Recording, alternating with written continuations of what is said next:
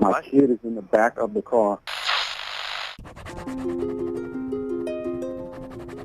July 24th, 2:20 a.m. Ruben Ebron calls 911 saying someone stole his car with a little boy inside. The car is found about 15 minutes later with no signs of the toddler. 4 hours after he's reported missing, a statewide Amber Alert is issued for Lonzie. But what you didn't hear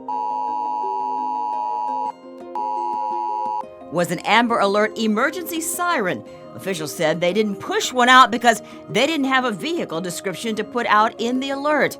With the story not adding up, by midnight, Ebron is charged with child neglect. Drove into work this morning and I watched the sunrise, beautiful sunrise, and I thought, there's a 21-month-old that will probably not ever see a sunrise again. It leads to a massive police search involving hundreds of officers and volunteers, scouring an area roughly 40 square miles, searching every pond and lake along the way in the scorching summer heat. And how many searches have you done? Total of 4 now. 4 now? You got some more planned? Yes, sir. During that time, the remains of 2 people unrelated to this case are discovered. On August 2nd, the 10-day search is scaled back. The next day, surveillance video is released showing Ebron's car driving within blocks of where investigators found it, and a man said to be Ebron sprinting back toward his apartment. The case is changed from a possible abduction to homicide. The Amber Alert canceled. On August 15th, Lonna and Chris Barton sit down with Heather Crawford for an exclusive interview, their first together since the disappearance. To see other mothers, I guess you would say, with babies and, stuff that are his size, and the saying you want what you can't have is definitely true. 3 days later, Lonzie Barton is arrested and charged with child neglect and lying to police.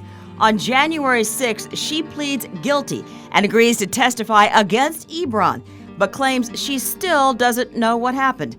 But on the night of January 10th, the day before jury selection is set to begin for his trial, Ebron leads police to a woods where Lonzie's remains are found the next morning, concealed under a pile of tires. Ebron reaches a deal, pleading guilty to aggravated manslaughter. On February 5th, he's sentenced to 20 years in prison without the possibility of parole. He also reveals his version of what happened.